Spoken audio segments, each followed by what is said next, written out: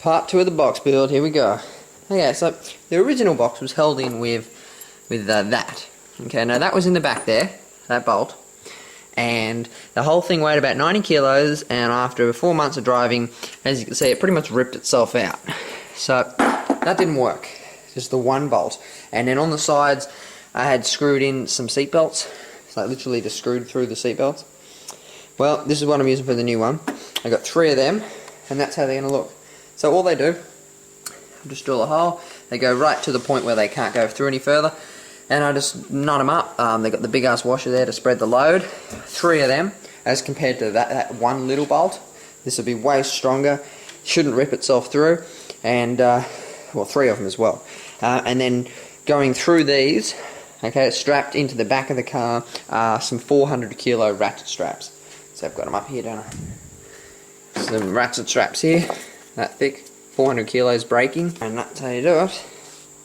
So that, the 3 of them should definitely hold this box. I mean, obviously, it's just got to hold it against the seat. It's just really so when I hit the brakes, it doesn't fly forward into me. Okay, here's how we do on the port. So all I did was measure out 4.5 inches, 4.5 inches, and then I measured back that gap, which is 3 centimeters, so just over an inch. Then we've got 9.5 there. Okay, and then add this bit on and then around there. So total, it's got to be 21 inches long. So that's what I got to do now. Make it 21 inches long. So it's going to come to, I think, about there. So what I'm going to do now, I'm going to silicone it all up, just these joints, because I want to put those curved bits of PVC pipe in, and obviously I want to have it silicone behind it before I put them in. So I'm going to do that now, let that dry, then I can put them in, and then we can build the port today, do all the bracing. Okay, so I just did my pipe, see? So it's just 1/3 of a piece of pipe there. I siliconed in the top hole when it's not all the way through. And then, as you said, I siliconed in. So now the air can come around as a full-on curve, see? So this side I'm just going to do the piece of MDF with 45-degree cut on each side, so it'll be square down there. Like real, just thin, but as you can see, I think that looks pretty good, as you can see. So air can just curve around there. I got a thicker piece of PVC. You could have got thinner ones, so I got like a medium thickness PVC there. Anyway, that'll do. So we'll see how that goes. That's the curve down the edge there. Okay, there we go. There's the that one, and that's just a piece of MDF cut with 45-degree angles. Yeah, so here we have the port. Now, so I've made the port. You can pretty much see how big it is. Okay, it's I've still got that other piece in there, so it's just slightly bigger than that, width-wise. Okay, so there's the port. Now, what I'm going to do, I've got this piece of wood here. Got a few holes in it, so I'm going to screw him. He's going to be screwed into the port like that. Okay, screwed and glued there. Then he'll come into the back there. He's right in the middle, so there'll be the 5 centimeter gap between the subs. He just goes right through there, but he's further enough back that they're not going to hit him anyway. Then there's going to be another one coming from about here, just to the front.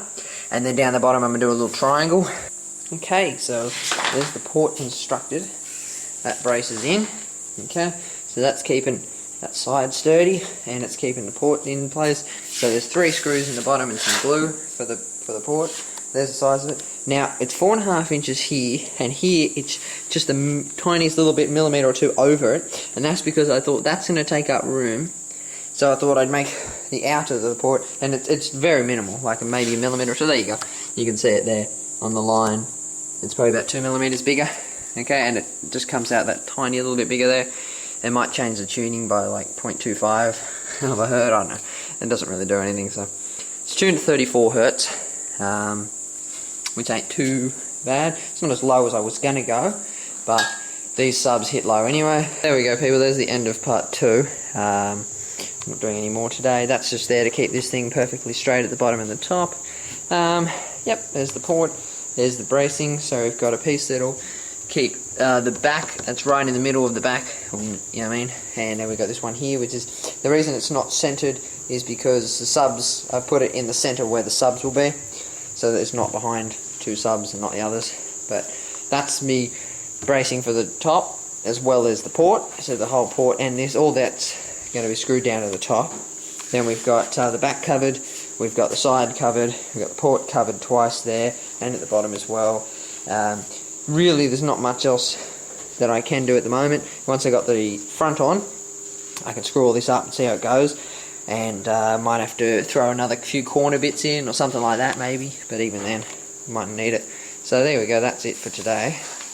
That's how it's looking, and all I got to do, part 3 tomorrow, and then I'll probably install it Tuesday when I get one of my mates over or something to help me lift it in. Yeah.